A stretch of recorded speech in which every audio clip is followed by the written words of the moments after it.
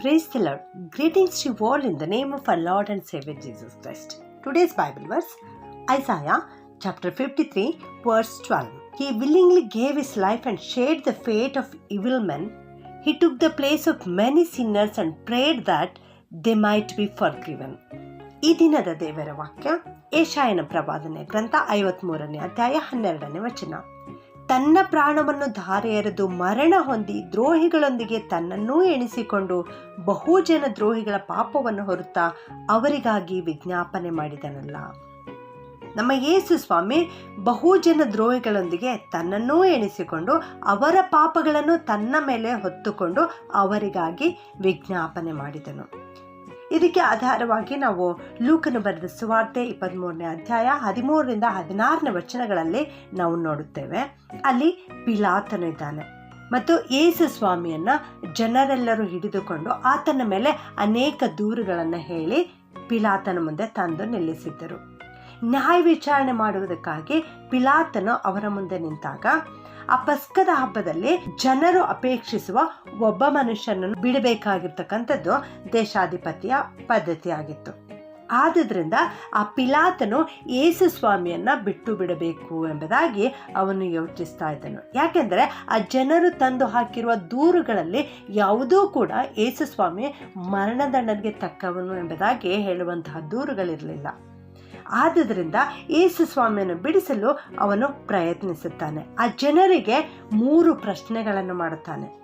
ಒಂದು, ನಿಮಗೆ ಯಾರನ್ನು ಬಿಡುಗಡೆ ಮಾಡಬೇಕು, ಬರಬ್ಬನನ್ನೋ ಅಥವಾ ಯೇಸುವನ್ನೋ ಎಂಬುದಾಗಿ ಕೇಳ್ತಾನೆ. ಯಾಕೆಂದರೆ ಅವನಿಗೆ ಚೆನ್ನಾಗಿ ಗೊತ್ತಿತ್ತು ಜನರು ಹೊಟ್ಟೆ ಕಿಚ್ಚಿನಿಂದ ಯೇಸುವನ್ನು ಒಪ್ಪಿಸಿಕೊಟ್ಟಿದ್ದಾರೆ ಎಂದು. ನ್ಯಾಯಾಸನದಲ್ಲಿ ಕೂತಿರುವಾಗಲೇ ಅವನ ಹೆಂಡತಿ ಹೀಗೆ ಹೇಳಿ ಕಳಿಸಿಕೊಟ್ಟಿದ್ದಳು, ಆ ಸತ್ಪುರುಷನ ಗೊಡವೆಗೆ ಹೋಗಬೇಡ, ಅವನ ದೆಸೆಯಿಂದ ಇವತ್ತು ಕನಸಿನಲ್ಲಿ ಬಹಳ ತೊಂದರೆ ಪಟ್ಟೆನು ಎಂಬುದಾಗಿ. ಯೇಸು ಸ್ವಾಮಿ ಸತ್ಪುರುಷನು ಎಂಬುದಾಗಿ ಪಿಲಾತನಿಗೆ ಗೊತ್ತಿತ್ತು. ಅವನಲ್ಲಿ ಯಾವ ಅಪರಾಧ ಇಲ್ಲ ಎನ್ನುವುದು ಅವನಿಗೆ ಗೊತ್ತಿತ್ತು. ಅವನು ನೀತಿವಂತನಾಗಿದ್ದಾನೆ ಎಂಬುದಾಗಿ ಗೊತ್ತಿತ್ತು. ಆದುದರಿಂದ ಆತನನ್ನು ಬಿಡಿಸಲು ಪಿಲಾತನು ಪ್ರಯತ್ನಿಸಿದನು. ಆದರೆ ಜನರು ಇವನನ್ನು ಬೇಡ, ಬರಬ್ಬನನ್ನು ಬಿಡಿಸಿಕೊಡು ಎಂಬುದಾಗಿ ಬಹಳವಾಗಿ ಕೂಗುತ್ತಾ ಇದ್ದರು. ಆ ಬರಬ್ಬನು ಒಬ್ಬ ಕಳ್ಳನಾಗಿದ್ದನು. ಆ ಸಂದರ್ಭದಲ್ಲಿ ಒಂದು ದಂಗೆ ಎದ್ದಿತ್ತು. ಆ ದಂಗೆಯಲ್ಲಿ ಇವನು ಕೂಡ ಪಾಲ್ಗೊಂಡಿದ್ದನು ಮತ್ತು ಅವನು ಹತ್ಯೆ ಮಾಡಿರ್ತಕ್ಕಂಥ ಒಬ್ಬ ವ್ಯಕ್ತಿಯಾಗಿದ್ದನು. ಅಂಥ ವ್ಯಕ್ತಿಯನ್ನು ಬಿಡಿಸು, ಯೇಸುವನ್ನು ಶಿಲುಬೆಗೆ ಹಾಕಿಸು ಎಂಬುದಾಗಿ ಜನರು ಕೂಗುತ್ತಾ ಇದ್ದರು. ಆದರೂ ಪಿಲಾತನು ಯೇಸುವನ್ನು ಬಿಡಿಸಬೇಕೆಂದು ಇನ್ನೊಂದು ಪ್ರಶ್ನೆಯನ್ನು ಕೇಳುತ್ತಾನೆ. 2ನೇ ಪ್ರಶ್ನೆ, ಹಾಗಾದರೆ ಕ್ರಿಸ್ತನೆನಿಸಿಕೊಳ್ಳುವ ಯೇಸುವನ್ನು ನಾನೇನು ಮಾಡಬೇಕು ಎಂಬುದಾಗಿ ಮತ್ತೆ ತಿರುಗಿ ಕೇಳಿದಾಗ ಜನರೆಲ್ಲರೂ ಯೇಸುವನ್ನು ಶಿಲುಬೆಗೆ ಜಡಿಸು ಎಂಬುದಾಗಿ ಬಹಳವಾಗಿ ಕೂಗುತ್ತಾರೆ. ಆದರೆ ಮತ್ತೆ ಪಿಲಾತನು 3ನೇ ಸಾರಿ ಇನ್ನೊಂದು ಪ್ರಶ್ನೆ ಮಾಡುತ್ತಾನೆ, ಯಾಕೆ ಕೆಟ್ಟದ್ದೇನು ಮಾಡಿದನು ಎಂಬುದಾಗಿ. ಯಾಕಂದರೆ ಆತನಲ್ಲೇ ಮರಣದಂಡನೆಗೆ ತಕ್ಕದಾದ ಒಂದೂ ಅಪರಾಧ ಕೂಡ ಪಿಲಾತನು ಕಾಣಲಿಲ್ಲ. ಆದರೆ ಜನರ ಕೂಗು ಬಹಳವಾಗಿ ಹೆಚ್ಚಾಗಿತ್ತು. ಆದುದರಿಂದ ಆ ಜನರಿಗೆ ಭಯಪಟ್ಟು ಪಿಲಾತನು ಯೇಸುವನ್ನು ಶಿಲುಬೆಗೆ ಹಾಕಿಸಲು ಒಪ್ಪಿಸಿಕೊಡುತ್ತಾನೆ, ಬರಬ್ಬನನ್ನು ಬಿಟ್ಟಿಕೊಡುತ್ತಾನೆ. ನನ್ನ ಪ್ರಿಯ ದೇವಜನರೇ, ನಮ್ಮ ಪ್ರಿಯ ರಕ್ಷಕನನ್ನು ಈ ನ್ಯಾಯಾಧಿಪತಿಯಾಗಿರೋ ಪಿಲಾತನು ಬಿಡಿಸಲು ಪ್ರಯತ್ನಿಸಿದನು. ಆದರೆ ಆ ಜನರಿಗೆ ಅವನು ಭಯಪಟ್ಟು, ತನ್ನ ಉದ್ಯೋಗದ ಮೇಲೆ ಅವನು ಪ್ರೀತಿ ಇರುವುದರಿಂದ ಆ ಜನರಿಂದ ಅವನು ಮೋಸಕ್ಕೊಳಗಾದನು. ಜನರ ಪ್ರೀತಿಯನ್ನು ಪಡೆದುಕೊಳ್ಳುವುದಕ್ಕಾಗಿ ನಮ್ಮ ಯೇಸುವನ್ನು ಶಿಲುಬೆಗೆ ಹಾಕಿದನು. ಇಲ್ಲಿ ನಾವು ನೋಡುತ್ತೇವೆ, ಒಂದು ಕಡೆ ಬರಬ್ಬನು ಇದ್ದಾನೆ, ಇನ್ನೊಂದು ಕಡೆ ಯೇಸು ಸ್ವಾಮಿ ಇದ್ದಾರೆ. ಒಂದು ಕಡೆ ಸೈತಾನನ ಮಗನು, ಒಂದು ಕಡೆ ದೇವರ ಮಗನು. ಒಂದು ಕಡೆ ಜೀವದ ನಾಯಕನು, ಇನ್ನೊಂದು ಕಡೆ ಕೊಲೆಪಾತಕನು. ಈ ರೀತಿ ನಮ್ಮ ಯೇಸು ಸ್ವಾಮಿ ದ್ರೋಹಿಯೊಂದಿಗೆ ತನ್ನನ್ನೂ ಎಣಿಸಿಕೊಂಡನು, ದ್ರೋಹಿಯೊಟ್ಟಿಗೆ ಸರಿಸಮಾನವಾಗಿ ನಿಂತುಕೊಂಡನು. ಯಾಕೆಂದರೆ ನನ್ನನ್ನು ನಿನ್ನನ್ನು ಬಹು ಮಹಿಮೆಯಾದ ಮೇಲ್ಸ್ಥಾನಕ್ಕೆ ಎತ್ತುವುದಕ್ಕಾಗಿಯೇ ನಮ್ಮ ಯೇಸು ಸ್ವಾಮಿ ಇಷ್ಟು ಹೀನನಾದನು. ಪ್ರಿಯರೇ, ನಮ್ಮ ಯೇಸು ಸ್ವಾಮಿ ಅನೇಕ ಮಹತ್ ಕಾರ್ಯಗಳನ್ನು ಮಾಡಿದರು. ಐಗುಪ್ತ್ಯರ ದಾಸತ್ವದಿಂದ ಇಸ್ರಾಯೇಲರನ್ನ ಬಿಡಿಸಿಕೊಂಡು ಬಂದಿದ್ದರು. ಅನೇಕ ವ್ಯಾಧಿಗಳನ್ನು ಗುಣಪಡಿಸಿದರು. ಇದೆಲ್ಲವನ್ನೂ ನೋಡಿದ ಈ ಜನರೇ, ಇದೆಲ್ಲವನ್ನು ಅನುಭವಿಸಿದ ಆ ಜನರೇ ಇವತ್ತು ಯೇಸು ಕ್ರಿಸ್ತನಿಗೆ ತಮ್ಮ ಕೃತಜ್ಞತೆಯನ್ನಾದರೂ ಯಾವ ರೀತಿ ತೋರಿಸ್ತಾ ಇದ್ದಾರೆ?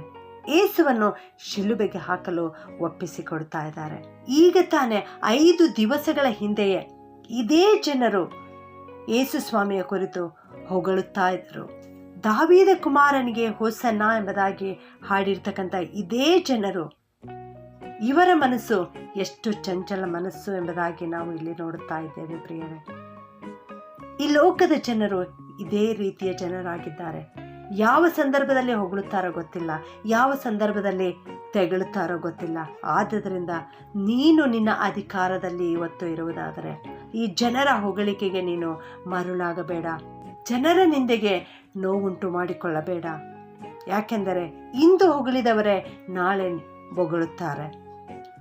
ನಿನ್ನ ಅಧಿಕಾರವನ್ನು ದೇವರಿಗೆ ಭಯಪಟ್ಟು ಚಲಾಯಿಸು, ಆಗ ದೇವರು ನಿನ್ನೊಂದಿಗಿರುತ್ತಾರೆ. ಅನ್ಯಾಯಗಾರನಾದ ಪಿಲಾತನು ಆ ಬರಬ್ಬನನ್ನು ಬಿಡುಗಡೆ ಮಾಡಿ ಯೇಸುವನ್ನು ಅವರ ಸ್ವಾಧೀನಕ್ಕೆ ಕೊಟ್ಟು ಬಿಟ್ಟನು. ಕೊಲೆಗಾರನನ್ನು ಬಿಡುಗಡೆ ಮಾಡಿದನು, ನಮ್ಮ ರಕ್ಷಕನನ್ನು ಅವರ ಸ್ವಾಧೀನಕ್ಕೆ ಕೊಟ್ಟು ಬಿಟ್ಟನು. ನಮ್ಮ ಯೇಸು ಸ್ವಾಮಿ, ನಾನು ನೀನು ಇವತ್ತು ಯಾವ ಸೈತಾನನ ಬಂಧನಕ್ಕೂ ಒಳಗಾಗಬಾರದು, ನಾವು ಬಿಡುಗಡೆ ಹೊಂದಬೇಕು ಎಂಬುದಾಗಿಯೇ ಯೇಸು ಕರ್ತನು ಆ ರೀತಿ ತನ್ನನ್ನು ದ್ರೋಹಿಗಳೊಂದಿಗೆ ಎಣಿಸಿಕೊಂಡನು. ಇವತ್ತು ನಾನು ನೀನು ಬಿಡುಗಡೆಯಾಗಬೇಕಾದರೆ ಯೇಸುವಿಗೆ ನಮ್ಮನ್ನು ಒಪ್ಪಿಸಿಕೊಡಬೇಕು. ಪ್ರಾರ್ಥನೆ ಮಾಡಿಕೊಳ್ಳೋಣ. ಕೃಪೆಯುಳ್ಳ ಪರಲೋಕದ ತಂದೆಯೇ, ಯೇಸು ಸ್ವಾಮಿಯೇ, ನಿಮಗೆ ಸ್ತೋತ್ರ ಸ್ವಾಮಿ. ನನ್ನನ್ನು ಉನ್ನತ ಸ್ಥಾನಕ್ಕೆ ಏರಿಸುವುದಕ್ಕಾಗಿಯೇ ನೀನು ದ್ರೋಹಿಗಳೊಂದಿಗೆ ನಿನ್ನನ್ನು ಎಣಿಸಿಕೊಂಡಿಯಪ್ಪ. ನಿನಗೆ ಸ್ತೋತ್ರಪ್ಪ. ಶಿಲುಬೆಯ ಮರಣವನ್ನು ಹೊಂದುವಷ್ಟು ವಿಧೇಯನಾಗಿ, ಶಾಪಕರವಾದ ಮರಣವನ್ನು ಹೊಂದುವಷ್ಟು ವಿಧೇಯನಾಗಿದ್ದಿ ಸ್ವಾಮಿ. ನಿಮಗೆ ಸ್ತೋತ್ರ ಕರ್ತನೆ. ನಿಮ್ಮಂತೆ ನಾವು ಯಾವತ್ತಿಗೂ ಪರಿಶುದ್ಧರಾಗಿ ಜೀವಿಸಲಿಕ್ಕಾಗುವಂತೆ ಸಹಾಯ ಮಾಡಿರಿ. ಎಂದೆಂದಿಗೂ ನಿಮ್ಮೊಂದಿಗೆ ಬದುಕಲಿಕ್ಕೆ ನಮಗೆ ಸಹಾಯ ಮಾಡಿರಿ ಕರ್ತನೆ. ನೀವು ಕೊಟ್ಟ ಅಧಿಕಾರವನ್ನು ಉತ್ತಮವಾಗಿ ಚಲಾಯಿಸಲಿಕ್ಕೆ ನಮ್ಮೆಲ್ಲರಿಗೆ ನೀವು ಸಹಾಯ ಮಾಡಿ ನಡೆಸಿರಿ ಕರ್ತನೆ. ಈ ವಾಕ್ಯವನ್ನು ಕೇಳಿಸಿಕೊಳ್ಳುತ್ತಿರೋ ಪ್ರತಿಯೊಬ್ಬವರನ್ನು ನೀವು ಆಶೀರ್ವಾದ ಮಾಡಿರಿ. ಅವರ ಜೀವಿತದಲ್ಲಿ ಅನೇಕ ಕಷ್ಟ, ನಷ್ಟ, ಹಿಂಸೆಗಳು ಉಂಟಾಗುತ್ತಿರಬಹುದು ದೇವರೇ, ಆದರೆ ನೀವು ಅವರ ಜೊತೆಗಾರನಾಗಿದ್ದುಕೊಂಡು ಉನ್ನತ ಸ್ಥಾನಕ್ಕೆ ಏರಿಸುತ್ತೆ ಎಂಬುದಾಗಿ ಸಂಪೂರ್ಣವಾಗಿ ನಂಬುತ್ತಾ ಈ ಪ್ರಾರ್ಥನೆಯನ್ನು ಯೇಸುವಿನ ಒಂದೇ ನಾಮದಲ್ಲಿ ಬೇಡುತ್ತೇನೆ ತಂದೆಯೇ. ಆಮೆನ್.